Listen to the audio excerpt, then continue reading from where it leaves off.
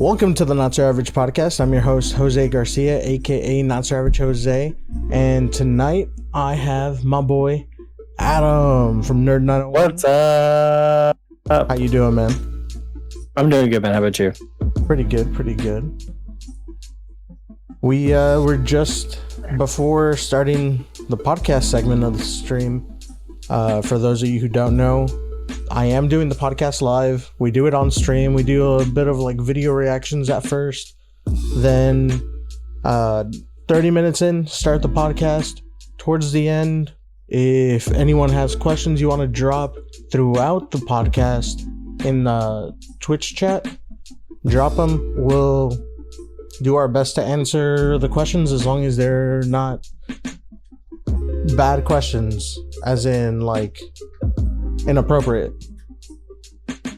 And I forgot what I was going to say right after that. I don't know why, because I normally forget to like introduce that part and then I say it like halfway through. Anyway, today I kind of want to talk with Adam about a couple specific things.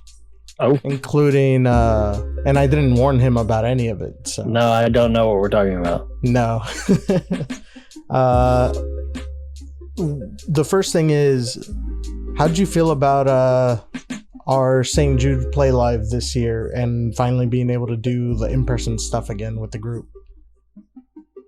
As far as the entire campaign is concerned, absolutely blown away. We raised over $7,700. That was fantastic. The team did amazing. Huge props to Blurb Without Fear. He held us on our shoulders and was like, "Good job, kids," with his 5,000. Yeah, like he really did.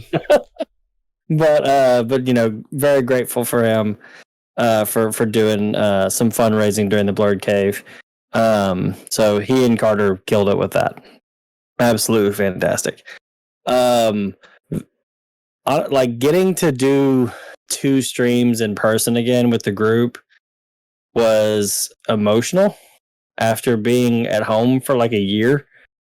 It was like I had seen you like once or twice, but only briefly, like drop something off to you or something like that. And then like, we're masked and everything. And I hadn't seen Ernie in like 18 months. Holy shit. Yeah, maybe 15. I'd give it 15 because I had seen him at the very end of February 2020 when we did the photo shoot at La Bonheur. Oh, yeah. It was literally the last day of February that I saw him. We were going to do that stream in person, like the board game stream in person. I think it was in March. Yeah, because in March is when I got the house, and it's when shit started shutting down. Yeah, I had enough stuff in here to start doing stuff in the like dining room, and that's where we set up the board game stream, and everyone was here except you because that was when you have to be a responsible parent. Yeah, with my son being type 1 diabetic, I had to be more cautious than everybody else. So yeah, that killed me to not be there, but I watched it and was in chat and whatnot. So that was a good time. But yeah, getting to see your house was, granted, again, I saw it a couple times beforehand, but like getting to hang out there for an extended period of time, and we hung out more than everybody else did because we did the setup. Yeah, so we met up the day before twice. Yeah, and was there for hours. Yeah, and setting up and dicking around. I think the one before the 12-hour, we even like ate pizza and watched My Hero. Yeah, yes, we did. It was good. We were like, well, let's go ahead and just watch My Hero. But yeah, so that was really great. I loved being there in person again. It was really cool to have like the fun set up and to be able to like do these incentives with each other and play games with each other, aside from being over Discord and online, because 2020/2021 is the most, hands down, that I have ever played multiplayer games with other people. Or sorry, because I'm normally a single player guy. And like we've all played multiplayer games together like occasionally before, but we were like at least once a weekend, almost every weekend. Yeah, we were playing Valheim for like a year. Yeah, no, we went through a bunch of games too. Yeah, we put the most time in Remnant. Yes, because Remnant is dope, and everyone should play Remnant from the Ashes. Go play that game. And it was free on PS5 for a while. Well, PS4. Yeah, it was free on PS. It was on free on PS Plus for a bit. Yep. You know, free whatever. But it was that game's dope. Yeah, we played a lot of Valheim. Ernie Blurred Without Fear. He put a ton of time into Valheim. I know. He even set up our server and everything. Yeah, something was going on to where I wasn't like super free. I think Ashton was busy with school or something, and I wasn't super free on the weekend days. But like he was putting in tons of time on the weekdays, and so like we'd come on the weekends, he'd be like, "What the hell just happened?" I know, place? Like a whole new when did we get a castle built out? Yeah. So like, it was dope. He's like, "Oh, we skipped a couple of like ages. We're in the like Stone Age now." Yeah, he got real deep into DBD, Dead by Daylight for anybody. We played it some. I'm terrible at that game. Me too. So especially against I didn't play it as much. We played a little bit of Baldur's Gate 3, but that game's still in development, so it's super buggy. Yeah, I played it one time. Yeah, it'll be.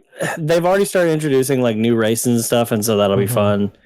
Some Hunt Showdown. We dabbled in Left 4 Dead. We got just destroyed in World War Z. We also got destroyed in Left 4 Dead. Yeah, we got destroyed in Left 4 Dead too. Phasmophobia. We jumped on that train with everybody else. Same with Among Us. Some of us played a little bit of Second Extinction. Yeah, I didn't play that. That was pretty much it. We put a ton of time into those few games.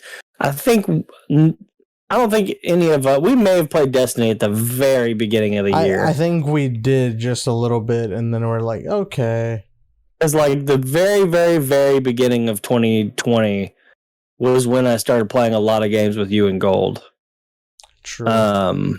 Because the three of us started linking up basically as the pandemic was starting. So, there's that. Played Fall Guys. Yeah, we did. I didn't even look on console. Yeah, Fall Guys and we also played Fortnite a good bit. And we were good at it as a team. Yeah, we were surprisingly good at Fortnite. What did you say?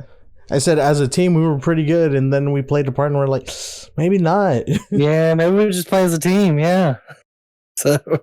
Or maybe that was cool. In most games, Ernie was carrying us, and he just wouldn't let us know. I don't know. I'm actually pretty good at Fortnite.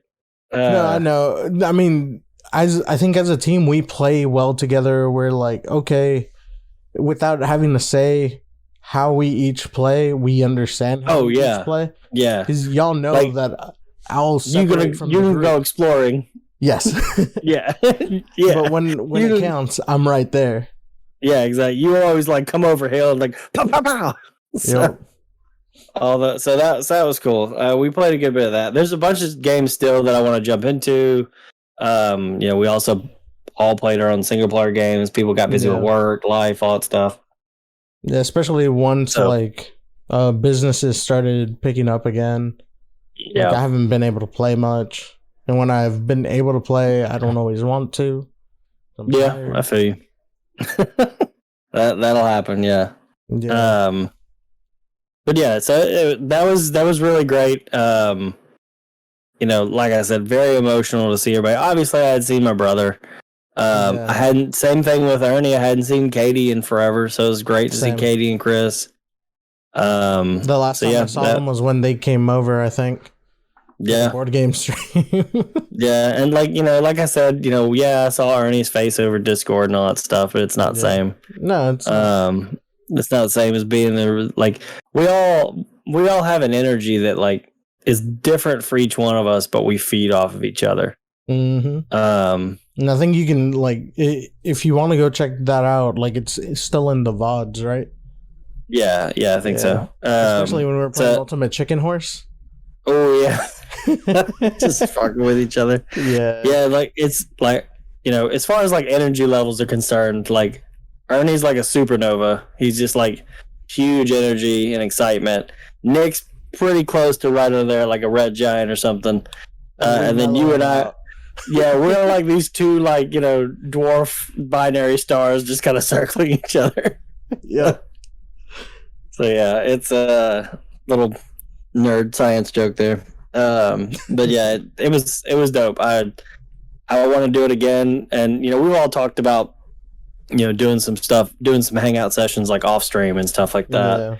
Yeah. So that'll be fun because we're talking about like, you know, going and, you know, just having a cookout at somebody's house or something. Oh God, Pika. We hadn't seen Pika in forever, and she dropped in really almost unannounced. I think the last time we had seen her was at the 2019 Extra Life. Yeah, that's true. Yeah, so it was really like December instead of November of 2019, but still, it was 2019 is the last time we saw her in person. But you know, we're all going to try to get together for like a cookout, and yeah, because we're all vaccinated and all that stuff. So we're going to do that, and you know, Ernie wants to get together for some board games, and so I think if we have the right board game, we can get you involved. Oh yeah. So I've honestly been more and more interested in D&D lately because I started listening to a One Piece one. Oh yeah, you told me about that. Yeah, and I had listened to it for a little while, then I fell into it again recently because, like I've told you, I've been working on a story for like over 10 years, and lately I feel like I've had a massive breakthrough on some ideas, including what I sent you last night. That was good, by the way. And I told someone at work about that idea, and they're like, "Were you on crack when you thought of this?"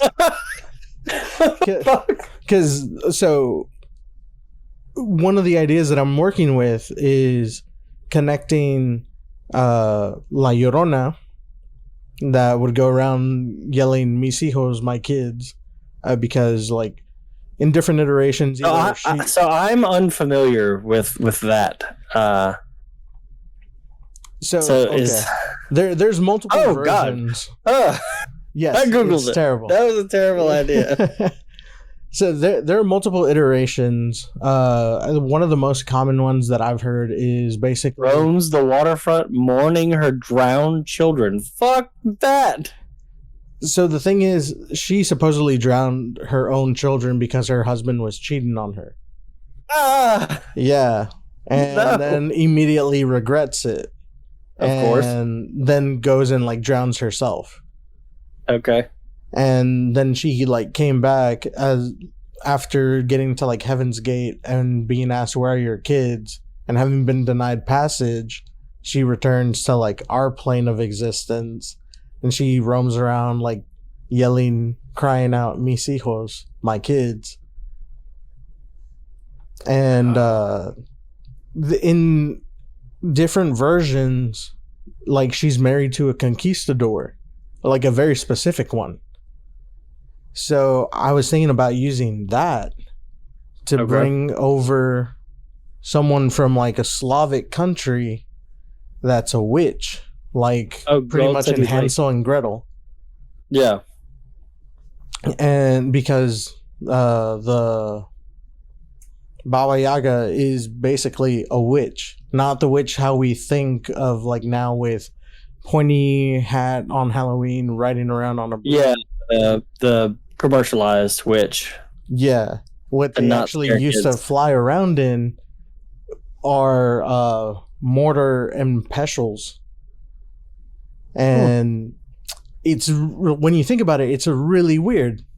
But the reason they did that, especially if you think about Hansel and Gretel kidnapping kids and grinding them up, like on the spot. Yeah, no, it's terrible. But it's like Krampus. Yes, and they fly around in the mortar. Broom. Yes. Just sitting in this like in like kid a big mortar grinding thing. And gross. So if she's riding around in it, how is that not a UFO? Yeah, that's true. It is an unidentified flying object. And I imagine that grinds up your children. Magic has some kind of glow because most magic does. Yeah, usually magic has like those effects or whatever in so shows and whatnot. You see lights, a glowing thing flying by. That's a UFO. You could have been seeing witches. So I also want to add the aspect of like maybe that connecting with like a UFO. And, that'd be pretty cool. So somehow that specific witch made it to dang, my light was leaning back. With that tape. Mine won't move now. Oh, I think my tape got like heated, so it got a little soft after a while. Oh, okay. Yeah, so I need to fix that. But it shouldn't be too big of a problem. But what was I saying? So she UFOs. somehow, yes. So the witch, probably some type of immortal, right? As long as she's like consuming kids, makes consuming it to like ground up Spain. children. Yes. Yes. She somehow. So she's a guac fan. She's like probably child salsa. guac. I mean more salsa because it's red. It ruined salsa, Jose. I definitely use tomatoes and peppers. What are their bones? Don't worry about it. What are these white chips? What's the chunky stuff? Oh no! But yeah, she makes it to Spain, travels to Mexico with conquistadors, and eventually, like, say she marries one because she can maybe like change her appearance. Because up to a certain extent, like, witches can usually change their appearance to like seem like beautiful and then trick their victims. And once they've got them where they want them, they usually reveal how ugly they look or whatever. Yeah. And so that's how she marries the conquistador. And it's the first time she's actually like fallen in love. And she's happy. They have kids. She's like, this might not be too bad a life. But then he goes and cheats on her. Yes. And she starts, in his eyes, acting irrationally. So he's like, you know what? Fuck that. Fuck these kids. And these kids would have been immortal too had they made it past a certain age like she did. They would have been the only companions she had. And he took that away from her. Oh. And also now she talks Spanish because she's in Mexico. So she can go around saying Misios. She learned Spanish. Look, she was she traveled around Europe, left the Slavic countries, went to Spain, learned some Spanish, met a conquistador, then went over. And then, which, like, that's a pair right there. A witch and a conquistador. Like, morally, not a great pair. No. Both pretty destructive. Yeah, very. And anyway, sorry. Also, like, the whole idea behind, like, Hansel and Gretel and Baba Yaga is to kind of, like, scare children to behave. And that's the idea also with, like, if you don't behave, La Llorona's gonna come get you. So I was like, it'd be really funny to like tie those things in because I think I was like in middle school when I told my mom one time because I was studying in a Catholic school theology.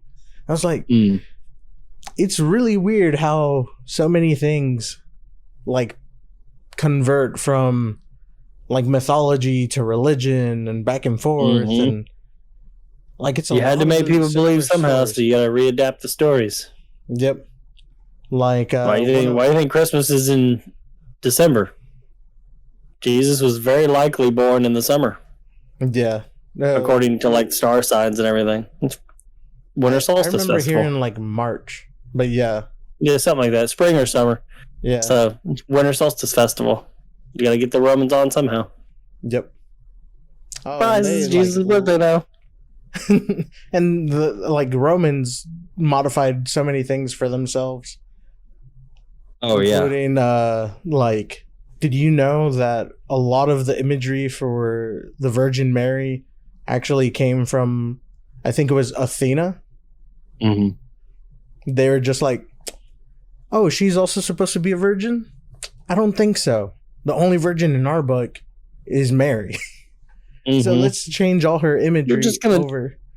That statue's Athena? Nope, it's Mary now. Yep. I thought that because I've just been like deep diving into mythology because I'm like, at this point, I might. There's a lot that's like readapted to like basically pacify people. So. Yes, including the world serpent with Nordic mythology. Mm-hmm. How it's supposed to be that and Ragnarok are a sign of like the beginning of a new cycle, renewal, all of that. Mm-hmm. A lot of people just hear Ragnarok, they're like, oh, it's the world coming to an end. It's like, yes, but it's more of a reboot. Yeah, it's like somebody rebooted the world. And then yes, it kills all the gods, but still. Yeah. And then you have in Aztec mythology, Quetzalcoatl. Is that how you say that? There's multiple ways to say it. Quetzalcoatl, Quetzalcoatl. Okay, I was gonna say because I always see it like with an AL at the end. Yeah, but I think in Spanish it's just Quetzalcoatl. I think. It's like basically in all RPGs, or not all RPGs. In a lot of RPGs, there's some form of, flying serpent, and they call it like Quetzalcoatl or Quetzalcoatlus or something like that, and. Like, what's the actual pronunciation of this word? I don't know, but I think he looks badass as shit. But he's also known as the bringer of storms. Yeah, also he's also normally lightning based in most games. Yeah, and also is the god of fertility, usually bringing the rain after droughts and like renewal of crops.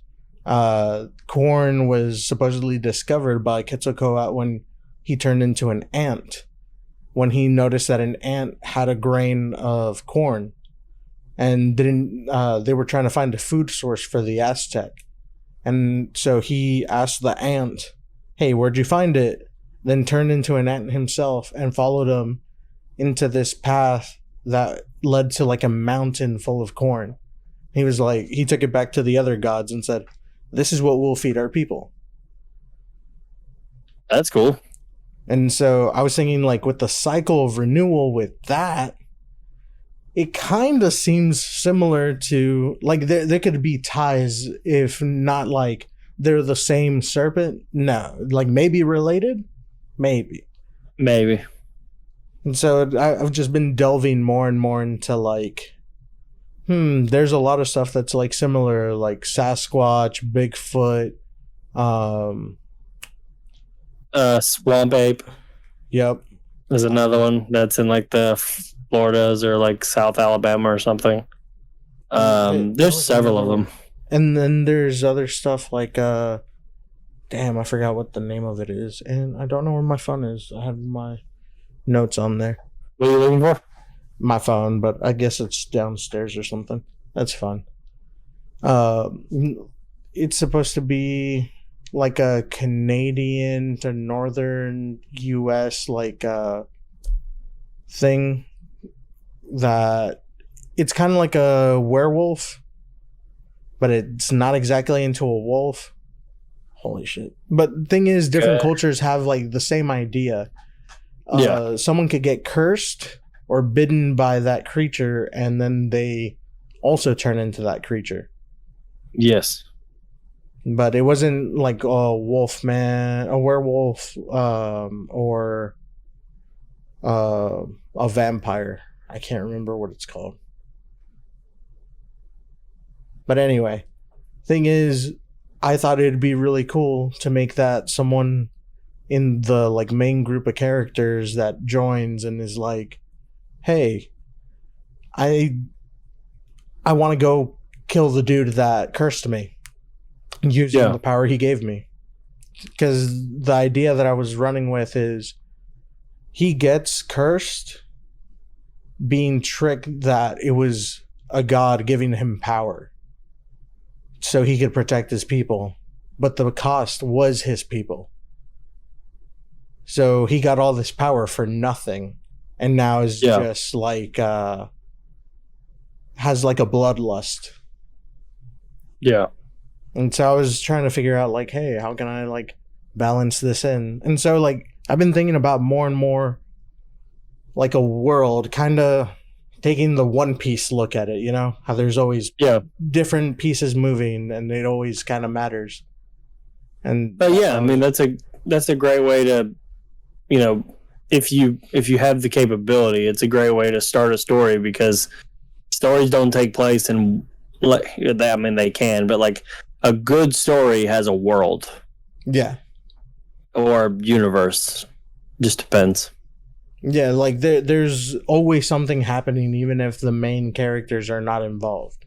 And they can still matter later on.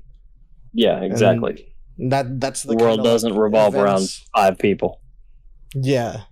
So like one of the other things I was thinking about was like the main character's like rival character, because there are going to be like shonen-ish aspects to it. I just know there are.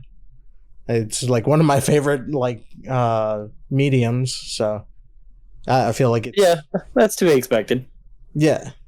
So like there's going to be a rival character, but I want him to be like dang it, from Jotunheim. They're not frost giants. They're usually mistaken just for frost giants. Jotuns. Oh, Jotuns. Yeah. I want him to be like that. Not a trickster like Loki, but can manipulate ice. Can't produce it himself, but can manipulate like liquid at a certain temperature and solid ice. And so he doesn't have like weapons he really uses. Like at one point he might get an axe, but I have a specific idea for why. But up until then, he'll just turn his like hands like this, and he'll have like some like ice ready to go, and he turns it into like 2 big claws that he can fight with. That's cool. I thought that was something a little different, because I didn't want him to be Iceman. I didn't want him to be Todoroki, because I feel like that's too easy to copy. Yeah, I think so. I mean, there are so many just like I can make ice characters. Yes. It's kind of one of those, I wouldn't call it a trope, but it's a very common superpower given to somebody in some in comics and whatnot. But what I haven't seen since like early Naruto is when the dude that looks like a girl and everyone still kind of thinks is a girl, that does the mirrors and could like travel through them. Mm-hmm. My idea was like, oh, there's ice here. He can like move through the mirror. Yeah. I thought that would be like a cool idea to do with that. And also like trying to... What's up? I was just going to say, not that this is like the pinnacle of truth, but like what you're referring to in as far as like from Jotunheim, God of War called the race of giants the Jotnar. Mm-hmm. J-O with the 2 O's, like umlaut, maybe that's called T-N-A-R. I don't know if that's like the real thing or they just made that up for that. But it can that consists of frost giants, stone giants, fire giants, and wolf giants. I don't know what wolf giants are. I don't know. But anyway, so I'm thinking in this world, multiple religions / mythologies exist at once, and because of like how technology has evolved, less and less people rely on the gods, and so less people are believing in gods. And how gods even ascended to that was people were believing in them. And now so belief gives them power. Yeah, so these gods are no longer as strong as they once were. but they're still ridiculous. But people with technology and other stuff, magic, whatever, as long as it fits within the rules of the world, can actually take on gods. Nice. What would be the... So, not to say that, not to question the idea, what's the purpose of them taking on gods? So, gods usually in this world are clinging to people in political power. Because a lot of politicians, if you notice, are like, yes, I am Christian. And how many people do they gather just because of, like, I am this, not because of what they actually do? Pardon the phrase, an ungodly amount. Exactly. There, not to get political, there are so many single issue voters in this country, such as, like, if you're Christian and you support abortion, support pro-life, you got their vote. Doesn't matter if you are pro killing people by ripping off their toes for stealing, it doesn't matter to them. Anything political up to then. Or if you did anything political up to then. If you have any qualifications, if you're a rapist, if you are not good for them financially, they don't care about that. Exactly. So, like, I'm not going to go on this right now, though. No, but you pretty much nailed it on the head, like, where a lot of this kind of, like, that's pretty much like the enemy of the main characters. All of us. Yeah. The newer generations. Because it's all older generations that are doing that, really. Oh, yeah. Man, you really should play Persona 5. That's like the whole is it really? Premise. Essentially, yeah. So essentially, like, the main characters are like, man, selfish adults are fucking up this world. We gotta fix it. That's the premise. Honestly, the idea for the main characters is they have come to understand that the gods put themselves in a place of power and told people what to do to keep other people from getting any kind of power near theirs. They were constantly limiting, or, like, I guess putting a ceiling to everyone's potential, when in reality with people were the ones who were advancing technology, not the gods. Gods were constantly doing stuff, actively, like, doing stuff to prevent that, because they wanted to stay in power. Eventually, like, it got beyond them, like, even with Icarus and making the wings. Like, I was saying, doing something with that. Later on, someone used his original idea and just didn't make it out of wax. Yeah, because otherwise the wings made out worked. Of metal or something. Yeah, because he flew. The wings worked. He flew, but he just went too high. It's like the message of Icarus is like, "Hey, don't innovate, you'll fall." It's like, no, he just used bad materials. He flew. He had something. He was getting there. Yeah, don't shit on it. And so, like, I realized that you couldn't, like, see my shirt. I was one with the chair, so I, like, changed the light a little bit so you could see me a little bit better. Sorry. Anyway. No, you're good. But yeah, like, the main characters, like, realize that and find out that, hey, not all gods are like that. Not all of them are, like, asking for stuff in return. Yeah, like, they'll make deals with people and ask for stuff in return. There are certain ones that don't, and those, like, might have lent their power to some, like, characters in the world, and they're trying to do better, and they're not trying to claim it as their power. Or there's some that are going even further and being like, you know what? No one even believes in you. Try to take these powers back. Yeah. Or you go catch these hands. Exactly. And so there's going to be, like, multiple ways that essentially characters are going to be fighting the gods, like the Jotnar. My idea. Did I say it wrong? I think it's Jotnar, N-A-R. Oh, Jotnar. Whether or not that's correct, I have no idea. Potentially, he's gonna fight Thor. Yeah. In my story, and Thor isn't like Chris Hemsworth, or probably what they're gonna show in like God of War. Because I think in God of War they're gonna show more like grizzled Viking-esque person as opposed to like Chris Hemsworth. So I still think he'll lean more towards Chris Hemsworth than the version I'm thinking of, because I am thinking like older, grizzled, a man who was once a leader, but he's just like tired of this shit. And he's like, why am I even gonna throw hands? Yeah. Lightning, bitch. Like let me just throw it's this supposed hammer. to be stronger than his like physical strength, why not? He's like, at this point, I've developed it so much.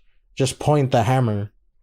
Not even like with force. He just like interrogates someone like, hey, did you do this? Yes, no? You didn't give me an answer. Gone. Boom. Gone.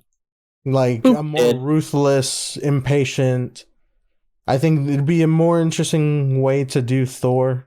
Because I explained it to one of my friends at work, and he was like, oh, so you're just like gonna do Fat Thor? I'm like, no, Fat Thor was fun.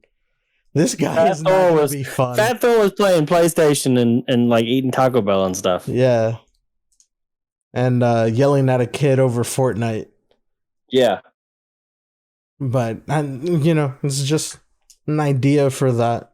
And I figured you're someone I know that is also very into world building. So I figured I'd throw some of these ideas at you, see what you think. I am very interested in that. And I have lots of ideas about things, and I never act on them. But like one of the things similar thing is I do want to make a D&D campaign. I just gotta find the people to play it, and I gotta find the time to finish the world.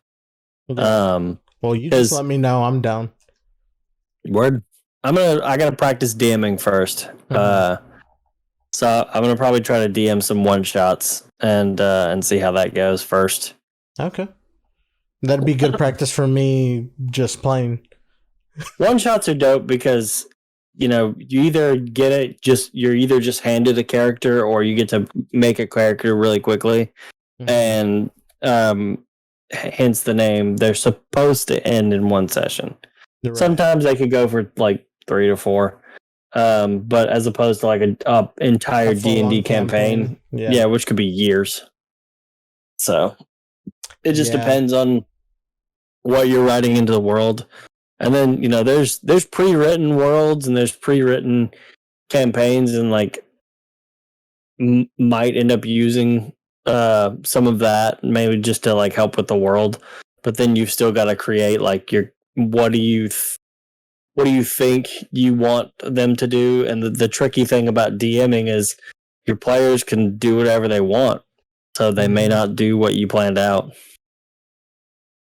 So you could have like 2 paths in front of you, and what's down each path, and like, let's just cut through the woods and we'll see what we can find. You're like, fuck. Like you didn't prep for that. Or like if it's a character that has a gun and you don't take that into consideration, like, at all. He's like, I'm gonna just shoot him. Yeah, can I shoot him? You're like, this character was supposed to be like here for the long term. Shit. Yeah, if he no joke. I was playing a campaign with some people, and one of our guys was like, I don't like him. I'm gonna slit his throat. I was like, what? And I was one of the players, and I was like, why? And so the DM was like, roll for an attack. See if you roll for a sneak attack. See if you can slit his throat without him noticing you're coming at him.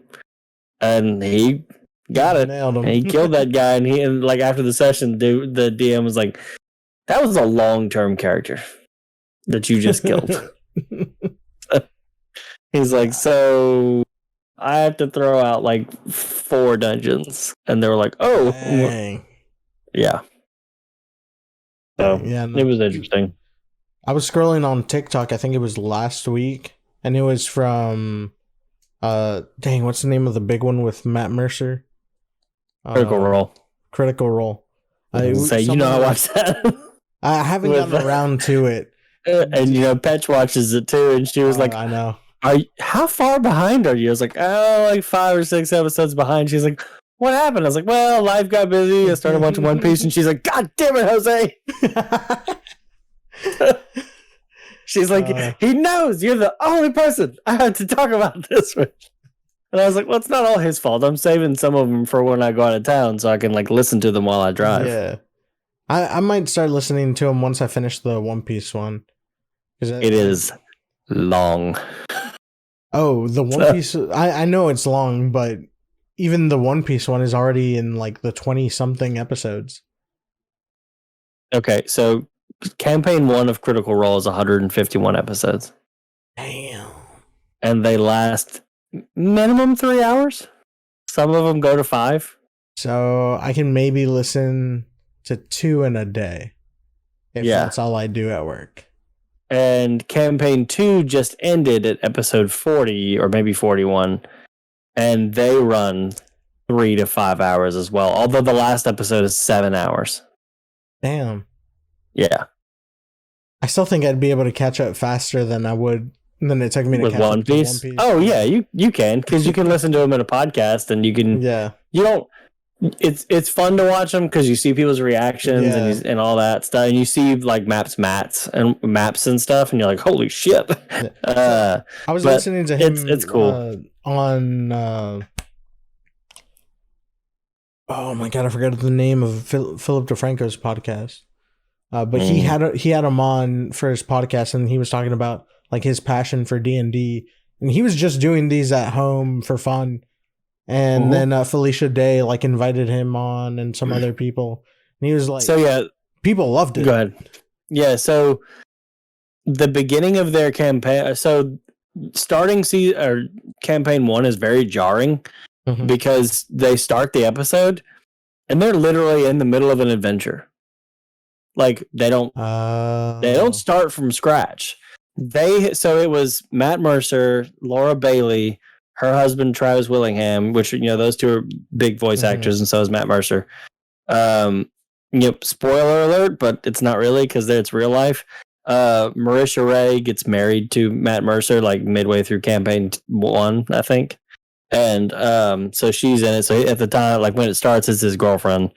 And then there's another guy who's only in it for like 25 episodes. He leaves because he has some personal life issues.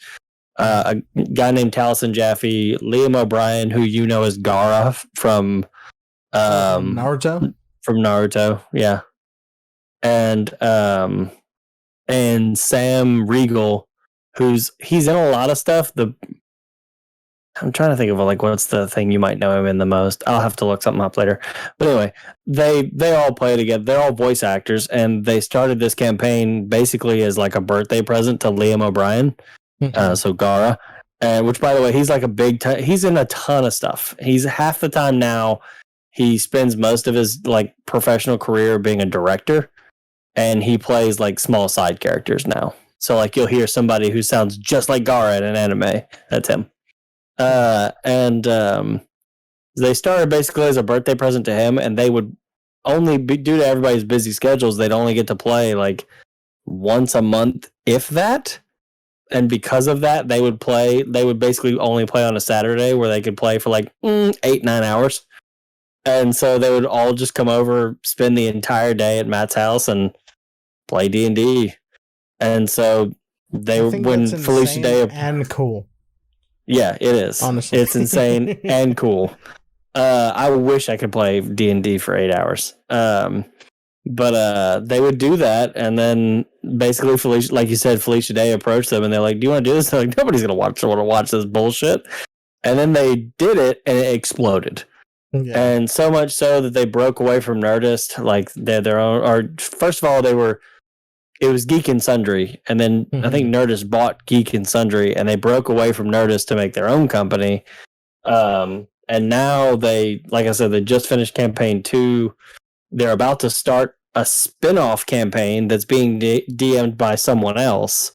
And that cast is show. Huh? And they're working on a show. Yeah, that was another thing. They had a big Kickstarter, and the Kickstarter was for one animated episode, and they wanted $75,000 to do that because animation is fucking expensive.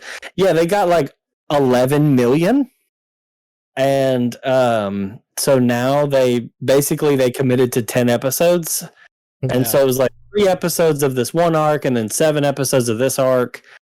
And while they were in the middle of making that, obviously COVID happened. But before that, Amazon picked the show up. Yeah. So they were doing basically just send the show out to campaign backers. They hadn't figured out how. But then Amazon basically saw how crazy awesome their campaign did and was like, we would like to air your show. Mm-hmm. And so they're still going to send basically like a VOD of season 1 to all campaign backers, which includes me, and and then season 2 is already approved and is going to be worked on as well.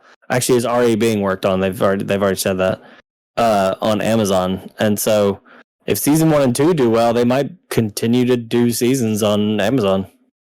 That'd be pretty dope. Yeah, and they have crazy amounts of merch and all kinds of other stuff, and like there's Funko Pops of some of their characters, and yeah, so there's a lot. And yeah, that would be the next rabbit hole I go down, I guess. After some more mythology. I honestly think you would love it. The first season is very much your classic, like these are the heroes fighting evil, and then like, well, not entirely. There's a couple characters that kind of like skirt the line of being shady, and especially Scanlan and Grog, basically a bard and a barbarian, and who the barbarian is only concerned with drinking and fucking. Sounds about right. And killing. Killing's important too. But and then the second season deals a lot with like gray areas. Like there's a lot of moral grays. So it was cool. I haven't finished campaign 2 yet though.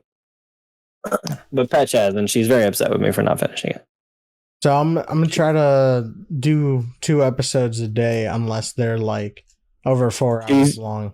She will be over the moon to hear that a third person will. I can only imagine. Oh, where'd he go? And why did it switch me over? Discord crashed. Oh. I'm back. He's back. So he was gone for like, I don't know, maybe 5 seconds?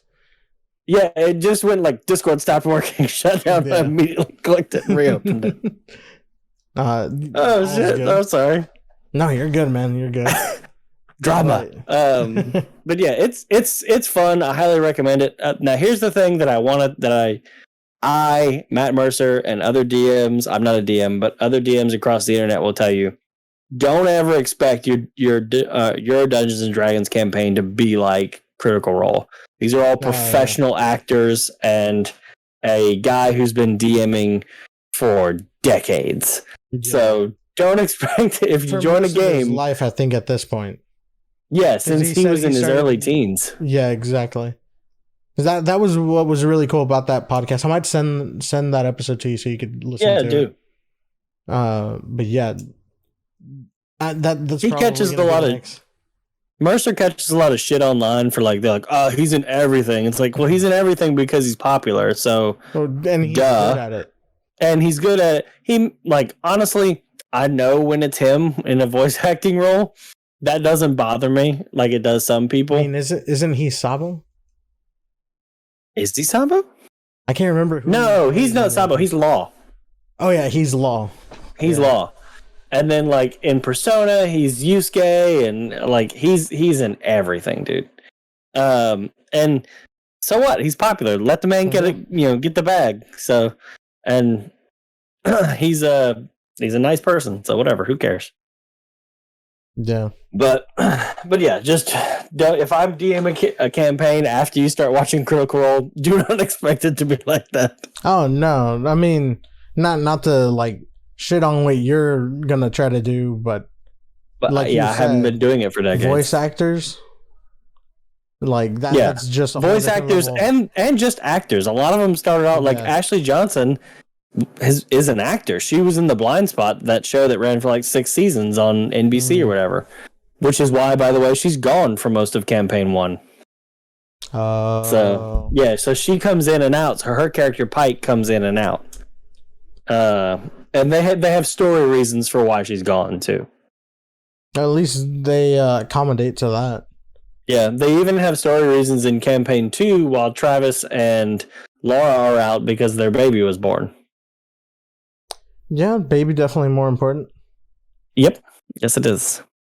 But anyway, I've talked about Critical Role too much. No, I mean, it's fine. You know how I talk about One Piece?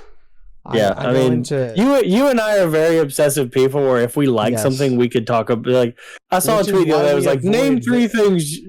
Oh, go ahead. I was going to say, which is why we usually avoid big things.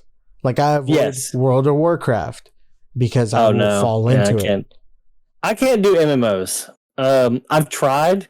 Let me rephrase that. Let me back that up a few steps. I just hit the microphone. I can't do MMOs because I've never had a large group to play with online. And I've never been good at meeting people online. If we had a squad that played together in our server or like, you know, with Nerd901 or whatever, I'd probably sink way too much time into it. Yeah. Well, before I had a kid, that would be 100% true. Now it's like, well, I got this responsibility I got to take care of. But so it makes it a lot harder. In my position, you'd be like, yeah. Oh, dude, all over it. I mean, my gaming time, not to scare anybody out of fatherhood, but my gaming time went way down when I had a kid. Now, when he was real little, my Switch time went way up. Well, yeah, because you could take that anywhere. Yeah, so like if I was like holding him or something, pause it. Yeah, boop, sleep. Yeah, and it used to come with me to work every day, but now the kid likes to play video games, specifically Breath of the Wild, and so I have to leave it at home. But you're making this face like you're kind of like mad about it, but deep down you're the happiest man alive. I am mad / happy. I want my Switch because I have a lot of games that I want to play on my Switch. I am very happy that my child loves video games, especially Legend of Zelda Triforce. Yes. Zelda poster. Zelda thing. You can't see it. Link. Can't see the tattoo, but as I say, the very large tattoo across my back. Yes. So very happy that he's a Zelda fan. Love that he's a Zelda fan. He has watched the new trailer as many times as I have. Has more screenshots. Yes, has more theories. He's got stuff pinned on his bedroom wall. That and so that's why like I'm jonesing for a Switch Pro. And so like somebody asked me the other day, like, are you gonna trade in or sell your other Switch and buy the Switch Pro? I'm like, no, that Switch is becoming the kid's Switch. I'm getting the Switch Pro. I'm not sharing my Switch if I have two, or if I have the possibility to get a better one. Second one, yeah, a better one. That's a second one that is better. I'll keep that shit for myself. Hell yeah. I mean, why wouldn't you? Well, and I'm not made of money or anything, but I'm not hurting either. That's what happens when you have a 2-income household. So, I know. I know. Sorry. Yet again, not trying to brag. No, I know. But I mean, because to be perfectly honest, if it weren't for my wife, I would be broke. When we got married, she was like, before we got married, obviously, we had been dating for forever, but she knew like I didn't have a savings account because I never saved money. So, I'm gonna be honest, I don't. I should. I didn't either. Closest thing is my 401k. I didn't even have that. Well, mainly because when we got married, no, I did have that, but I just started it because when we got married, I think I had been working at the zoo for a year, and the zoo was the first job I had that had a 401k. Yeah, obviously the garden center I worked at in high school and college did not have a 401k. Well, for me, it did for the one manager. People. Damn. Yeah.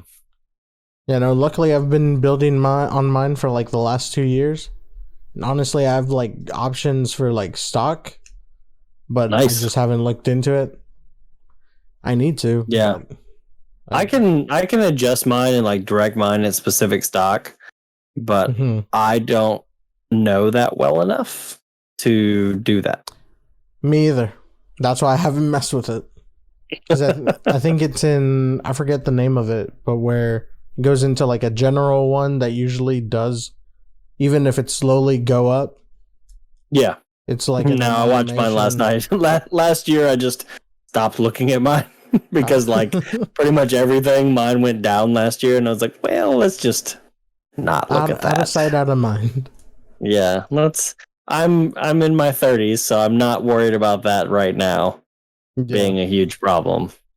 Which is probably why I'm less worried about it. Yeah, I mean, you're in your 20s, so it's not as bad. But, you know, almost. You're still in there? Yeah, I got, 2 more years? Are you 28 this year? No, 27. Okay, so yeah, a little over 2 years then. Well, no, I guess in 3 years you'd be 30, so yeah. Yeah. Math. I know. Fun.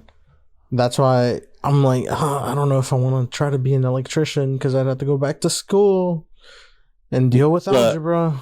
Like, real talk, I listened to some people that recommended I go back and get like a civil engineering construction associate's degree.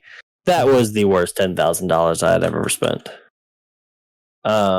Because I haven't used that. I have the degree. I just haven't used it because the jobs that I did try to get, or like let me phrase that. Like, so I went for like 1 or 2 interviews for that job, like jobs related to that degree. And both times I walked out and was like, I don't want to work there. Damn.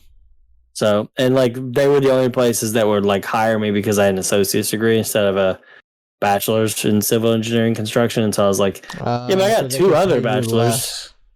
Well, in yeah, exactly. Their eyes, they could pay you less. Yeah, exactly. Yeah. So I was like, I don't want to work at these places. And then I got the job at City Gear, and then I've been changing jobs since then. So, yup. But yeah, at least you didn't work at a bowling alley. I mean, I worked at a garden center. Not much better. You probably had to deal with a lot less shitty people and drunk people than I did. Well, drunk people, only a few. Shitty people, you would be surprised. There are a lot of shitty white people like their plants. I'm not joking. I know. People, I can tell. People would show up and be like, "Let me get 10 bags of mulch." I'm like, "All right, what's your car?" Because we would load their cars for them because that was like part of going to like the small garden centers. People load your cars and shit. Yeah. And I was like, all right, where's your car? And they're like, it's that BMW right there. I'm like, the fuck? What? Why are you? And they'd be like, yeah, like, make sure to put some plastic down. I don't want to get mulch or like water or anything all over the back of my. I'm like, then don't come in a fucking BMW. And like we put plastic down, and somebody would come back and be like, you got mulch in my trunk. I'm like, you came to a garden center. What do you want from me? Yeah. Like there was one lady that she yelled at one of my coworkers because her feet got wet. And she was wearing like leather or suede sandals or something like that. So like, lady, it is over 100 degrees and we have a huge place full of plants that we have to keep alive. They need water. So there is water everywhere. This is on you. I don't know what you want from us. You're like, you didn't have to wear those suede sandals. No, you didn't have to come straight from church, lady. Go home and change. So many people came straight from church and get upset that their like church clothes got messed up or whatever. It's like you came to a garden center. That's on you. Yeah, and people just being fucking rude for no reason because you're a service person. Like I've never been in it like a server or anything, so I've never had to deal with that shit. But I have worked retail and fuck people, just in general. And then like Christmas time is the worst. Yes, it to is. work in retail, because if you don't have or any customer service, any customer service, if you don't have what they're looking for their Christmas ideas, you personally ruined their Christmas. Not the company, nope. The person helping them. You ruined their Christmas, and it's your fault. And they take that shit out on you and get mad and yell. And it's like, why are you so shitty? Also, it's Christmas. Lighten up. Yeah. So like the season you should be lightening up. You're like being extra shitty. Yeah, and people are extra shitty about their Christmas trees too. Yeah, or people showing up to bowl on Christmas Day. People actually do Sorry, that. What?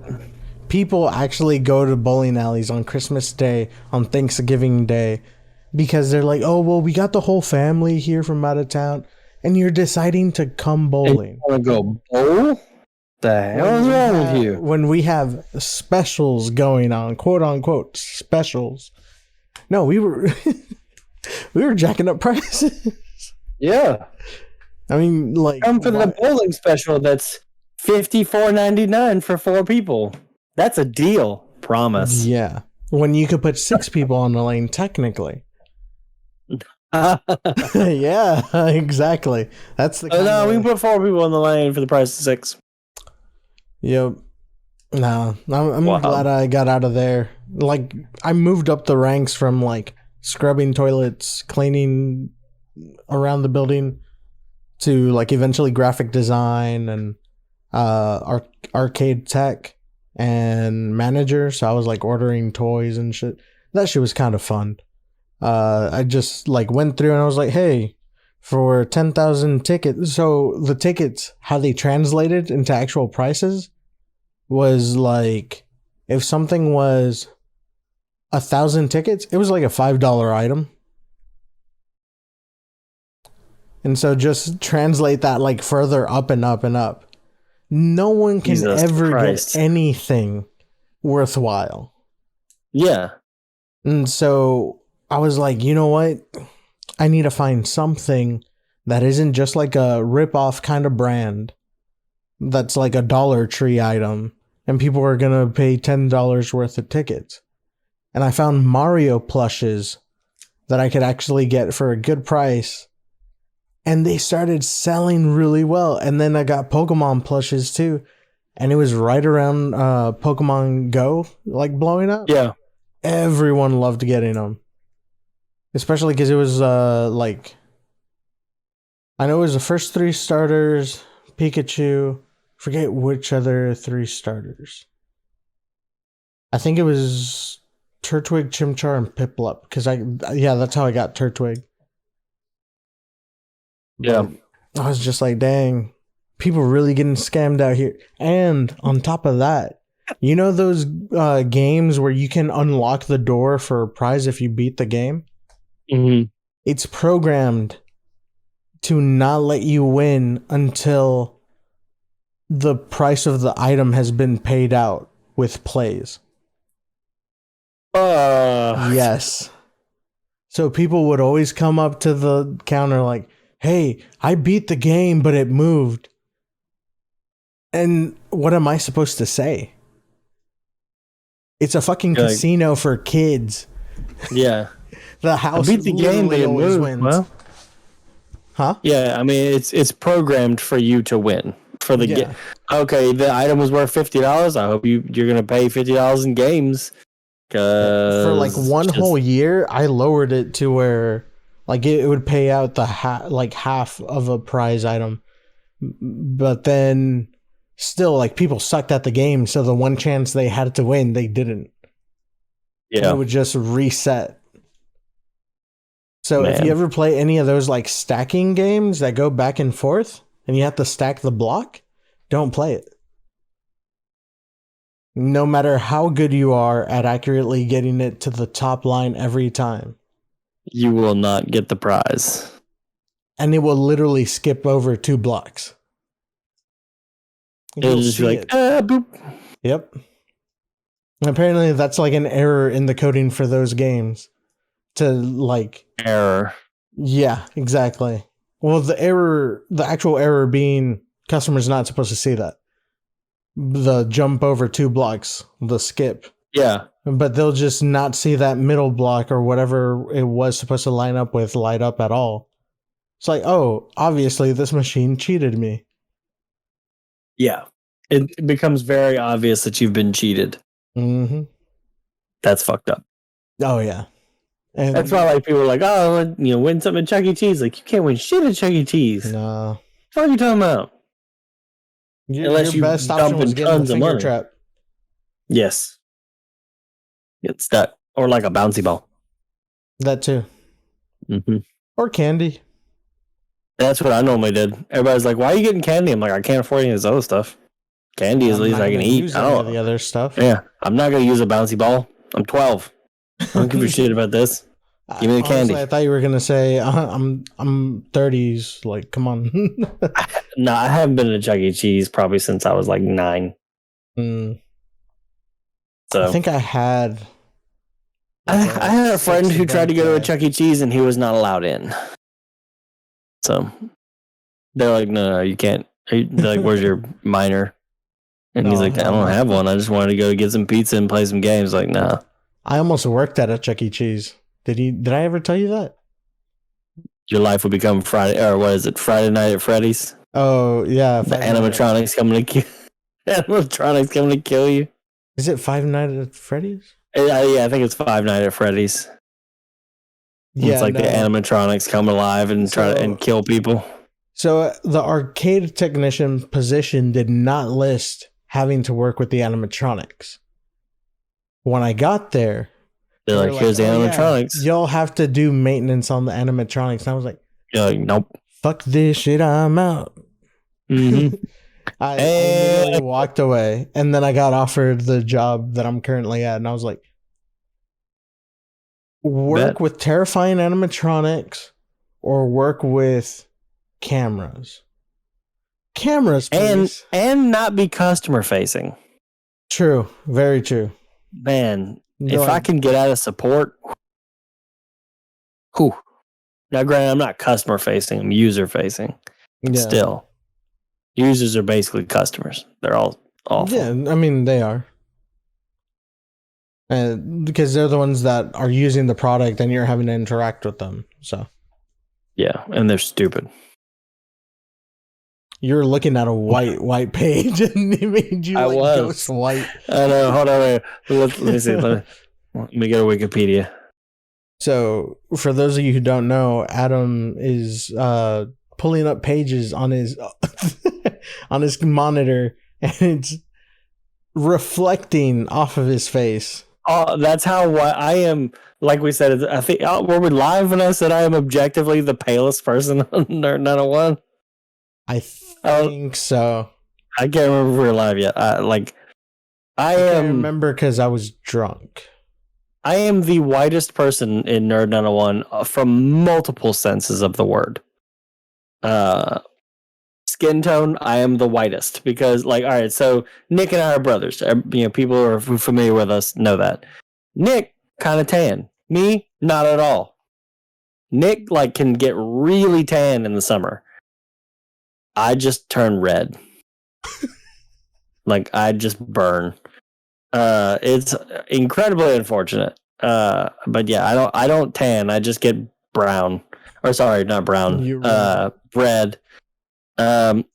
Maybe after several sunburns, it'll turn into a tan. But mostly it's sunburns. So I don't like being in the sun that much, obviously. Understandable.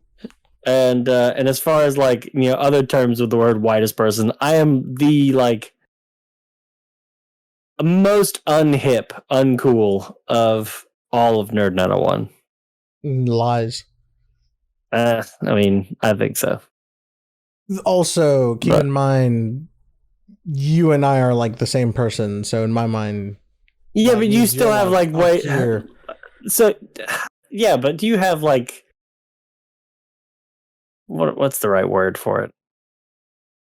I'm not sure. What's the I don't idea know. you're trying to like head towards? Maybe I could like try to figure out the word. An interesting, like, family Interesting. history? I don't know. I mean, Not just more white people is what I'm saying. So, I don't know. I'm boring. Nah. Yeah. That's why like people are like, oh, I've never heard of you. I'm like, oh, I know. No, I don't know. Oh, and like just like the coolness factor of like knowing like what's in and what's hit. No, not me. I mean, I'm right Sorry. there though. I'm right there too. Now I will say some of my jeans are now considered like in because they're like the loose fit jeans. And so they're like baggy at the legs, which is like the in thing now. And I was like, haha, I am automatically hip because I like loose clothing. See, I didn't even know that because I don't even own jeans anymore. I haven't owned jeans in years. They're my like long pants of choice.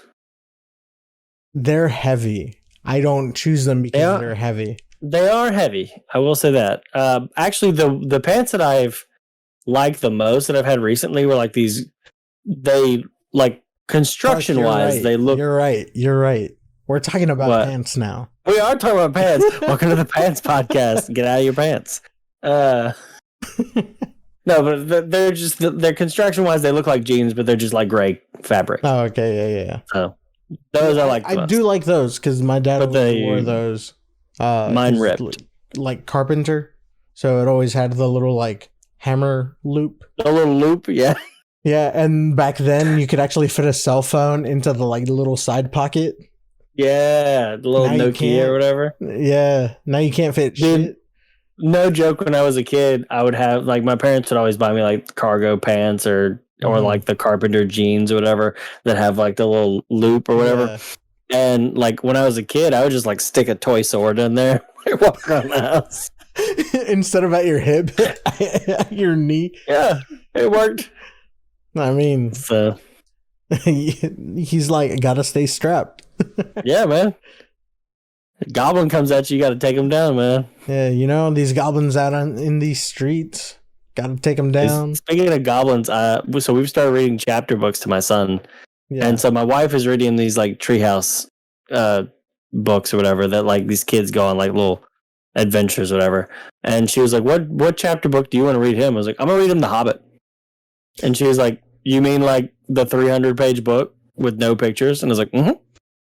And she was like, I don't know if he's gonna be into that.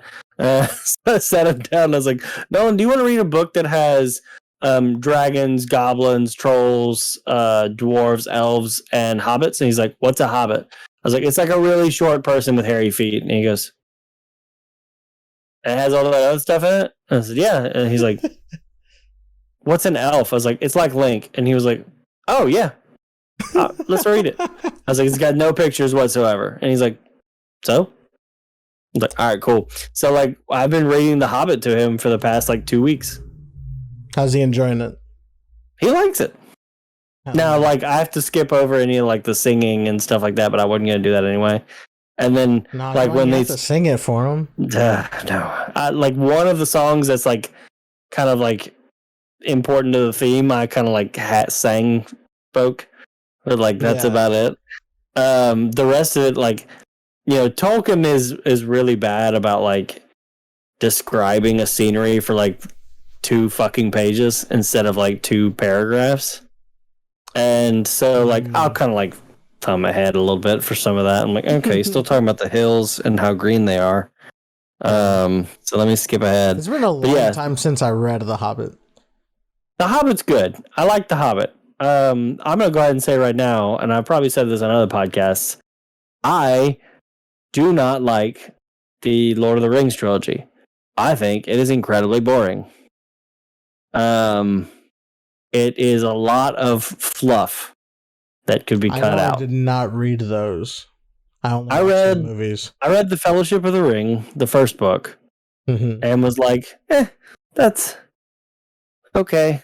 And like they cut out some stuff and changed some characters, and like like how in the movies where like for the hobbits they get their little swords and like Aragorn's just like, here, have some swords. Yeah. That's not how that happens. In the book they go into a barrow, which is like where like kings and stuff are buried, and it's like a haunted barrow, and they get them. Just stole swords. Yeah, but like they killed like a lich basically. Oh shit. Yeah, and their swords are like enchanted.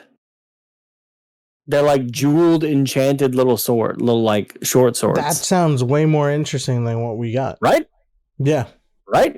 And so like when like in the last movie, when one of the hobbits and the woman are fighting the Witch King, who's like the head of the Nazgul or whatever, and like he cuts him and it like burns his leg, or like he cuts like the Witch King's like arm or leg. Like it's because the sword's fucking enchanted, not because it's like a hobbit power. Like no, it's an enchanted sword.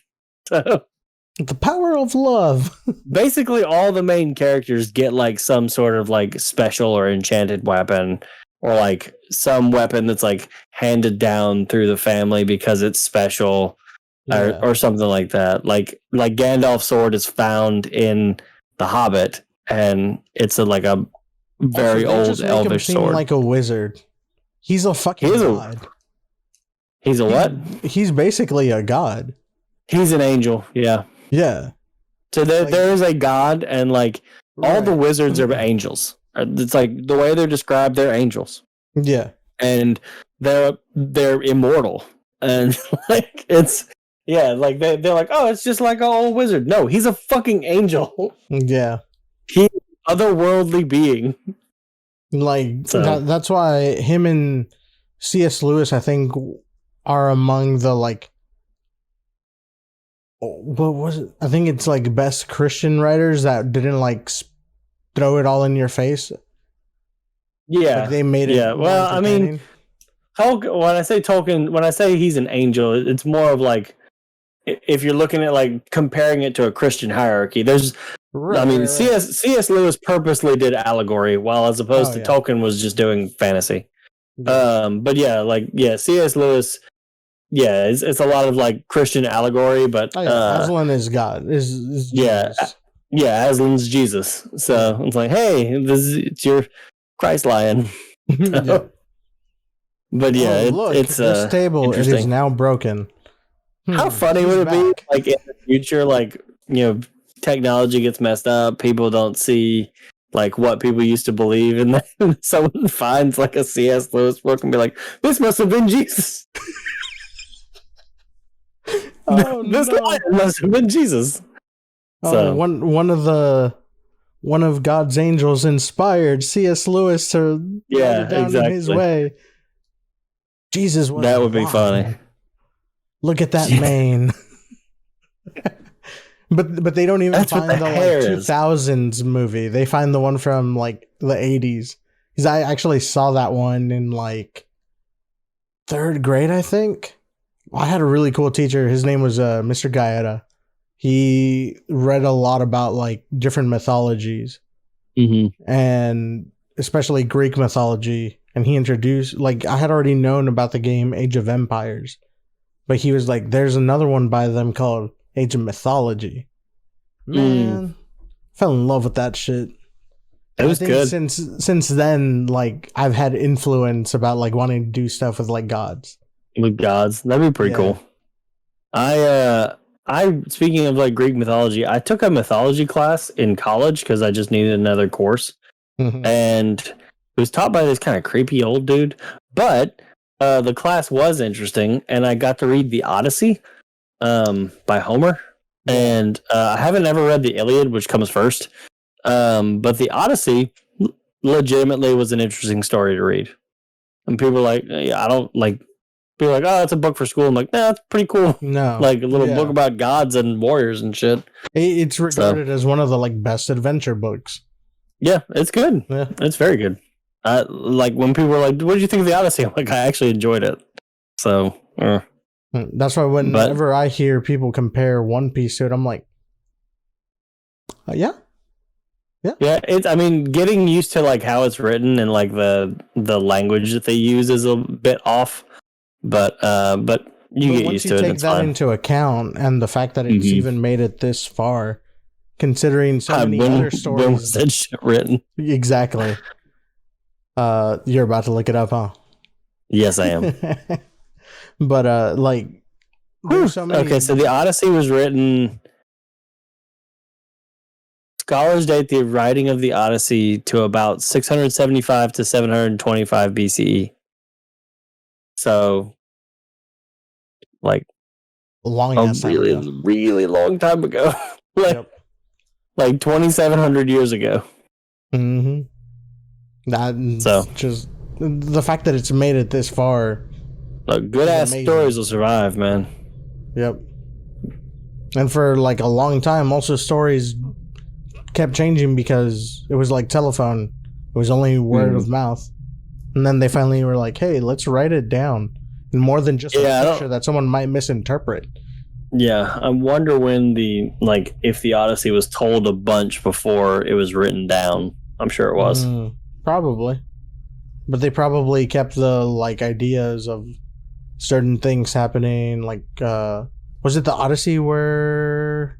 Or no, it was in both where they encountered the sirens, right? That was in the Odyssey. It was in the Odyssey? Yeah, they encounter the sirens in the Odyssey. I don't know if they do in the Iliad, but I know they do in the Odyssey. They are about to, or am I thinking Jason and the... you might be thinking Jason the Argonauts. Yeah. That's what it is.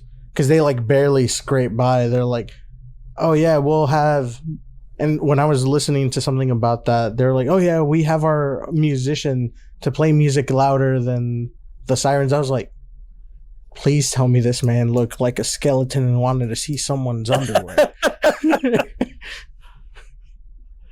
I love how so I'm in Punk Hazard and the crew is, so okay, first of all, the One Piece crew is very notorious for what's called in D&D as splitting the party. Usually considered a really bad idea in D&D because that's often how you get a TPK, total party kill. Because the party is not there to support each other, so you either have a few here and a few there. The One Piece crew or the Straw Hat crew, real bad about splitting the party. That's how they always keep getting in bad situations. Yes. So, the shore landing party he makes a third party. Exactly. Yeah, because he didn't know where the hell he's going. No. And so the shore party this time is Luffy, Zoro, Usopp, and Robin. And so they go and they do their thing there. And then everybody in the ship gets knocked out by whoever the people are, and I guess antagonists are, via gas on Punk Hazard, and they get taken from the ship, and they just leave Brook there because they're like, oh, they must have killed this guy. Yeah. Just like, oh, shit. Why would they let him sit there and rot and turn to bones? They would have tossed his ass in the ocean. But their explanation was, oh, they must have killed this guy. Like, it's just a skeleton that's, dang, passed out. My light keeps going back. Have you noticed that my camera, if I move too much, my camera goes super blurry for a bit and then that fades back in? Yeah, I've noticed. It's not too bad. I guess I need to turn. I thought I had turned the autofocus off, but it probably changed or turned itself back on after an update. It usually happens every time you restart the computer. Sadly, their software is then I'm screwed. Saving, when I was using mine, Logitech C920, right? Yeah, I'm using a 922. Basically same thing. Yeah, same thing. This one can just do the green screen thing without actually having a green screen. Yeah, it sucks, but it can do it. Well, if you have great lighting, most cameras, if you have great lighting and your shirt isn't the same color as your chair. It works. But so earlier I mentioned I had this question, and I did DM you and say, hey, I do have a bit of a deeper question. Oh, this is the deeper question. Okay, what's up? And so I was listening to a podcast and they brought it up because one of the guys saw it on a TikTok. Whether or not this is true, I don't know. We had a deep question coming from a TikTok. Yes. Sorry. But because of how they interpreted it, and they're like, if they weren't this thing, one of the guys was like, I think that's why I don't like people.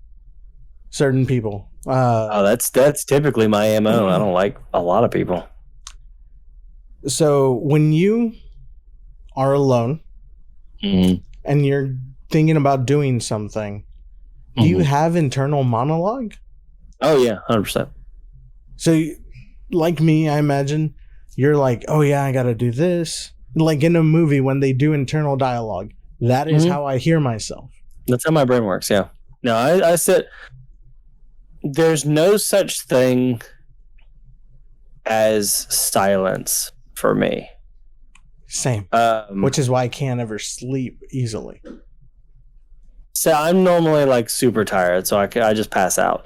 But yeah, when I'm alone, I'm either actually talking out loud to myself or thinking in my head.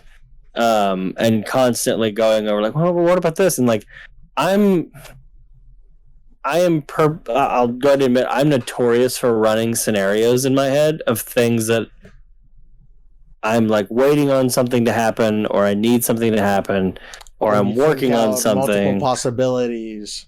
Yes. One situation. And how does this go? And like, and I usually, due to how my experience has colored my vision of the world, if it's dealing with other people, it normally is, what is the worst possible way this could go down? Because, no offense to anybody watching this podcast, and there are plenty, I say I don't like people. There are plenty of people I do like, but like my initial reaction to people, sight unseen, is I don't know you. What do you want from me? What are you trying to get from me? And that's just how my life has worked. And so that's how I view things. I am a naturally untrusting person, as opposed to my brother is a naturally trusting person. So, which is why we make a good team, because he will be like, this thing. And I'm like, what about this thing? And he's like, oh, well, let's do some research. And so like we'll do research on things. And so we make a good pair in that instance. And it's like, what about this opportunity? And I'm like, this. And he's like, oh, okay, cool. Or, if he's like, what about this opportunity? Or what about this thing or this person? And I'm like, have you considered this? And he's like, yes. And here's the proof of this. And I'm like, all right, we're good to go then. So like, I'm very skeptical and cynical. Yeah. That's probably the best word for me, is I'm a very cynical person. And so, yeah, that's how I make cynical scenarios in my head. Yeah. And it often helps me personally, especially it doesn't sound like it would, but it often helps my vision of a person or a scenario or something like that. Or just my general mental health, because oftentimes if I'm doing something with you for the first time, or I'm encountering something with you for the first time, or we're working on something that we've never worked on before, I have thought, what could I do or this person do to really fuck this up? Or like what bad could happen in this situation? And 9 times out of 10, or maybe even 90 times out of 100, that doesn't happen. That's the same thing. 95 times out of 100, there we go. That doesn't happen. Normally, my interactions with people are positive and stuff like that, and so I'm good. And I usually get, I'm normally pleasantly surprised, and and feel good about a situation afterwards, which helps my mental well-being, because I wouldn't say I stress. I don't stress. I just make those scenarios, because you get anxiety from your own projections. How I'm going to act. Yeah. Yes. I get anxiety from how I'm going to act. I don't really have anxiety. I just very few situations make me anxious. But like case in point of when it can go bad. I'm not going to name names or companies or anything. Nerd901 tried to work with did work with somebody. It was a company, not somebody. We did work with a company. We set up a meeting with that company. They didn't show up. And so for me, it was me and Nick and Katie going to this meeting.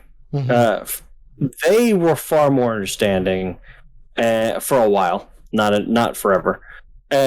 I was instantly like, okay, this deal's off. If you can't show up for a meeting, why should I work with you? Yeah. And granted, we ended up working with them, and for the most part, it was fine. But that and the poor communication that followed, as in like having to email and follow up like 3 or 4 times to get an answer about something, that right there showed me, okay, we worked with this company. The result was fine. Or the result was good. And we will never work with them again. So, yeah. I mean, it turned out fine.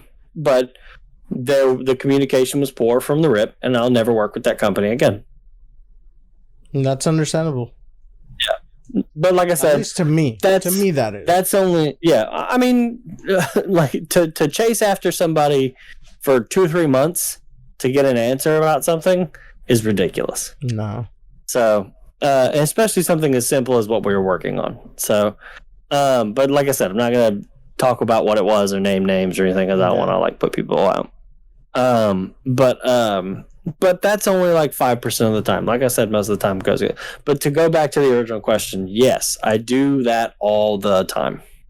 And even not about bad things, just about good things of like, I'm up on some of the nights where we have not spent Saturday till 5 a.m. playing games, and I've taken a night for myself to just play games. I'm still up till 4 or 5 a.m. that Saturday. Yeah. I'm just playing a video game, watching TV, doing all kinds of different stuff, getting snacks, whatever. So I'm still up that whole time, but I'm by myself.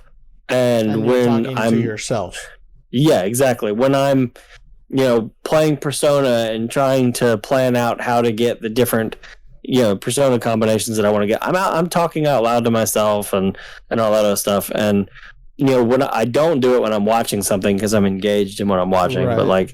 But yeah, if I'm in between tasks, I'm like, all right, I'm gonna go downstairs. Let me get this something to drink. The thing is, unless something triggers a specific thought, then you're like, oh yeah, of course. Hold up. Yeah.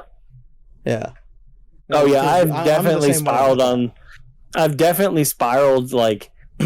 Because it happened. It happens a lot with Ashton, and she knows me well enough. For those that are watching that don't know my wife, I'll pause it because I'm normally in control of that. And like we were watching Sweet Tooth last night, and which is it starts off heavy, it gets a little better. And so I paused it, and I was like, this is happening and this are happening here, but this is happening here. And it's like, it's a weird timeline thing. And she was like, oh my God, I can see how that would work. Yeah, that makes sense. And then one thing happened and I was like, that they haven't said it yet, but that proves I'm right. And so like, I'll do that all the time, but I do that when I'm by myself too. Yeah. So those are the experiences that I have that I enjoy about like having an internal monologue. Yeah. Same. The ones I hate are when I play out 20 different scenarios from this one moment in time, and I'm like, this decision that I make, if I say something, if I act a certain way, I think of 20 branches of like timelines, and I'm just like constantly creating my own anxiety, and I've been trying to stop that. But I can see how that would be. That's why I think my internal monologue does well with big story stuff because I can keep myself busy thinking about those things, aka like One Piece or something that's also a big narrative story, and I like to think like, okay, how would I do this? And stuff like that, which sometimes does end up leading me to being disappointed in something that I was expecting, but that's on me. Yeah, but I can see that. How do you think? So what the guy was saying was like, apparently in the comments, and what they were saying in the video was like 50% of people have an inner monologue, the other 50% don't. How do you think existing like that would be? Really quiet. It would be weird. Like it would they can imagine stuff, but they don't actually hear like the words. And I don't know how that would. I think so much in my head with like words. Yeah, and same. Even if it's like English or Spanish, because I think in both. Which I forget who I was talking with. They were like, "That's kind of weird." No, that's how you can tell you're good at a language, or can get good at a language if you're not good at it. If you can think in that language, there you go. Well, so like I forget who I asked, but they said they only think in Spanish, even though they like also speak really good English. I'm like, how do you not also think in English? But I grew up learning both at the same time, so yep. I don't know where your development process was active during that time. Yeah, like I straight up talk Spanglish to myself. Yeah, and then I don't even understand why, and sometimes I'll do it in a different character. Oh, I do that. The voices play in my head. Yes, and so as like a teenager, well, between teenager, I used to watch Yu-Gi-Oh! GX. Okay. And that's the one where Jaden has a little Wing Karibo spirit that he would like talk to. And at some point, I took that for myself and was like, oh, this is what I'm talking to. That's cool. Give some But I could never tell anyone that because they would just think you're fucking crazy. you're talking to a little, what the fuck? But like now as an adult, I understand exactly what that was. You know? Yeah, it was a personification of your inner monologue. Yeah, and so or at least a portion of your inner monologue. So I can't imagine not having any inner dialogue. I can't imagine that because, like I said, unless I'm sleeping, there's no silence in my life. I'm always thinking, and even if even something mundane is like, doing tasks for work, like I'm sitting there thinking like, while I need to do that, and like I'm not even talking to myself. This is just in my head, but it's like, okay, I need to do this, I need to do that, and let me put this here. And let me write this note here. And like those thoughts are going in my head and telling me what to do while I'm doing it. So yeah, it's like that would be really weird to not have that. To just be like crickets in your head. Yeah. Like it reminds me, have you seen Parks and Rec? Yeah. So you remember when Ben goes to work with Aubrey Plaza's character somewhere, and she notices the politician they're working for is basically a robot? Like he's in the other room, and when no one's talking to him, he's just like there in the chair, like. Yeah, exactly. For those of you who aren't watching, we both just completely froze and stared like forward. He's staring, and they think that there's like maybe there's a TV or something on the back of his door or like on the wall behind his door, and look in there. Oh no, he's just sitting in there, being a robot, being a lizard person. So yeah, that must be how that's like, where it's just like silence all the time. It's either that or they just imagine the whole scenario without any words. Yeah. But I feel like the words are what fill out the details for me. Because I can imagine stuff too playing out. right? Oh, yeah. But it's detailed with the words. Like, it's going along with it. I don't know. Maybe I just think in, like, comic book manga. Yeah, it's like thinking in comic book thought bubble or speaking bubbles or thought bubbles. Yeah. It's the only, like, medium that really uses both like that. Maya and the Three. Sorry. You might be interested in this. You always get excited when there's representation for Hispanic things. Oh, are you talking about the one from Netflix? Yeah, Maya and the Three. Yeah. I just saw the thing. It looks cool. So I think it's the same studio that worked, or it might just be one of the producers that also worked on the Book of Life. Yeah, that's what it says. From the mind of the Book of Life director. Yep. What's his name? Jorge Gutierrez. Mm-hmm. Yeah, Maya and the Three. Sorry, I just scrolled past on Twitter. I wasn't trying to derail it, but from a warrior princess on an epic quest to save humanity from vengeful gods of the underworld. Hey, look, more gods. Yep. Sorry. I saw that and was like, oh, this is cool. No, but Anyway. that was pretty much like that deeper question, because I listened to that today, and they were talking about how the one guy was saying, I don't know if I can be friends with someone who doesn't have an inner dialogue. I need to ask that question of like all my friends now. I'd be like, do you have an inner dialogue? Start doing every podcast. Like, do you have an inner dialogue? Oh yeah. Like so you have basically it said like 50% of people. Is that right? 50% of people, and how the guy kind of confirmed it was going through the comments, and people were like, "You guys think with words?" Yeah, voices. I'm like, what? I think with words. I think with words and images, though. Like, yeah, when I'm trying to be creative, it's images. Well, my light just fell. I see that. Yeah. Yep. It got real dark. Oh, and I kicked the shit out of the desk. Oh, well, that'll do it. Well, I kicked it after. All right. I just didn't keep an eye on it, and it finally fell. Other times I was fixing it. But yeah, if anyone in chat has questions, feel free to drop them now, and we'll try to go through some of them and then wrap up. But yeah, the inner dialogue thing, I'm gonna keep listening to that podcast, see how they. Oh, what podcast was that?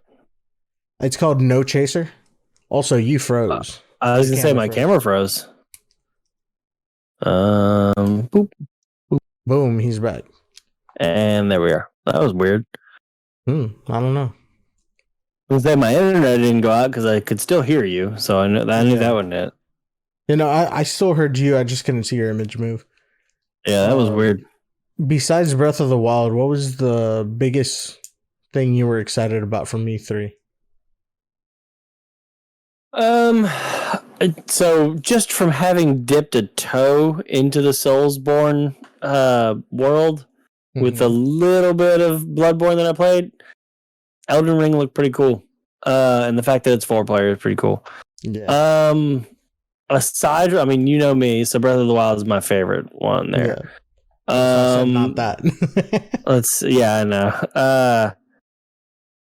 Let me see. I'm trying to think. I'm not a huge Metroid fan, but Metroid looked pretty cool. Honestly, I am a huge Mario plus Rabbids Kingdom battle fan. That game has no business being as good as it was, and it was fantastic, so I'm super excited for a sequel. That is a very white page. It is. So I caught that game on a sale, I think for like $15 with like the deluxe version or something like that. And I was like, you know what? I'm gonna do it. I got it, and I haven't played it yet because I just finished Odyssey. I was like, I think I need more Mario. It's an easy, quick play game because the matches aren't very long, and you can like play a match and then put it down, or you can play a battle and play it and put it down. Some of them get kind of long, especially boss fights, but it's good there. Starfield getting a release date was neat. It's exactly 11 years from the launch of Skyrim, which was their last game that I really loved from Bethesda. Because Fallout 4 has come out since then, and I didn't love Fallout 4. To me, Fallout 4 was just more Fallout 3, and plus building settlements, which I hated. I thought the settlement building sucked, so that didn't excite me. Guardians of the Galaxy was neat. It was really fun. It looks okay. I'm glad it's single player. I'm happy for that. No care in the world about the Avatar game. Me either. It looks gorgeous. Honestly, it does. But I do not care for it. Yeah. Just like I did not care for the movie. The Smash Bros. Character Kazuya getting revealed. It was a cool trailer, but like, I like Smash. I'm no good at Smash. And so far, the new character pack has given me 0 reasons to buy it. Halo Infinite looks neat. I'm a casual Halo fan. Yeah, it looks way better. I'm a casual Halo fan, and that like I've liked some of the Halos. I usually play them for their single player campaigns because, to me, no, this is not shade at FPS games at all. This is just my taste. Single player FPS campaigns are one of my favorite palate cleansers between big games because the campaigns are short. They're lots of action, and they're usually pretty fun. Yeah, they're not deep. Like, Titanfall 2's campaign, amazing. There are several other single player shooters that I played. Doom 2016 was really fun, although it was longer. I haven't finished Doom Eternal, but those single player FPS games, those can be really fun to me as palate cleansers between big JRPGs or big adventure games, or action adventure games, whatever. So the Dishonored, some of the Dishonored devs are making, or it is the Dishonored devs, it's Arcane Studios, is making Redfall. We'll have to watch that trailer in a minute. That game looks pretty cool. I've heard a lot of hype for that game. Like positive hype. I mean, Outer Worlds 2 basically just got announced. They didn't show anything. Play the first one, even though I know it's on Game Pass. I like Obsidian. Obsidian is one of my favorite developers. I gave Outer Worlds about 10 or 15 hours. It did not grab me, and I put it down. Sea of Thieves is getting a Pirates of the Caribbean crossover. Good for them. Yeah, I mean, it's on Game Pass, so some of us may end up playing it. Yeah, Rare's not doing anything else. Contraband, don't even know really what that is. There were a bunch of flight sims. Game Pass is getting ridiculous. I was very excited to see that Yakuza Like a Dragon came to Game Pass, so I didn't have to buy it. Babylon's Falls getting some new stuff. Oh yeah, with all the others being there, yeah. Riders Republic, but that wasn't really an announcement. What else do we got? Let me see. Tankun asked, when do I plan to have an average podcast? I don't. Well, we're never doing average. WarioWare looks fun. Hopefully the most average thing about it will be that it's a weekly thing. Hopefully. I've been decent about it for 3 weeks now, so I'm happy about that. Yeah. The Final Fantasy, like Soulsborne game, Final Fantasy Origins, looks terrible. We'll watch that one. It looks bad. Yeah. It's like the dialogue is laughably bad. Damn. Yeah, it's not great. Far Cry 6 got a new trailer, whatever. Although this is the first Far Cry I've been interested in a long time. Is it because of Giancarlo Esposito? Yes, 100%. Trek to Yomi is a Devolver Digital game that's right up my alley. It's like a 2D samurai game. It's black and white. Sable is a game that I've been up on for a long time, and there's a demo that I installed while we were doing this podcast. Damn. like I said, Elden Ring. There's a Death Stranding director's cut. Tiny Tina's Wonderlands looks kind of neat to me. It's basically like a dragon, right? Yeah, it's basically like bring Borderlands, but it's Borderlands but D&D. So it's like swords and magic and shit. I think it's same as normal Borderlands. Yeah, there was more stuff. I'm trying to find the indie stuff because like as far as the big stuff, what's more interesting besides like the Nintendo stuff. The big stuff we've pretty much covered. Let me look at the Guerrilla Collective because their stream usually is pretty good. I think I'm gonna wrap for the podcast and we can keep talking about this. That way I can also take a little deco outside. By the way, this week he started his heartworm treatment. So how's he doing with that? And I remember you telling us with that. He's doing good. So I took him Saturday to see if he was able to start, and they were like, "Yeah, he's good." And Monday morning, I dropped him off, and I picked him up, and we both knocked out once we got home. And I let him outside. We came back up to the room. He got on the couch. I got on the bed. How long is the treatment? So he has a shot. The shot he just got, he gets another one in a month, and then by December he should be good, or December, January. Okay. Yeah, I know the treatment is not easy on dogs. Yeah, no. My dad's dog had to go through it, and he has to stay super, super chill. So I'm limiting his interaction with our other dog. With Ozzy? Kind of sucks, yeah. Because they together they're both high energy, and hopefully once everything with the heartworms is good, we'll be able to get surgery on his leg so he can get that cruciate tear fixed, and he can go back to running full speed. He's all healed up. But yeah, I just wanted to mention that for anyone who might have been wondering. But thank you all for watching and listening. Adam, where can people find you? People can find me on Twitter at got distracted there. At Nerd901Adam on Twitter. You can also find me on Twitch. Really all of Nerd901 on Twitch at twitch.tv/Nerd901. Those are my two main hangouts. That's where you can find me. Hell yeah. And you can find me now actually on YouTube because I'm posting on YouTube. I'm posting the podcast once a week. You can find that youtube.com/NSA Jose, or just type in NSA Jose. Should be the first thing that pops up. You can also find me on Twitter at NSA Jose. Twitch, same thing, NSA Jose. Right now for the month of June, just doing the podcast once a week. Going into July, plan on actually playing some games again on stream. I have some games that I've been wanting to play, and I think now is the time because they're not super huge anymore, and not everyone's playing it.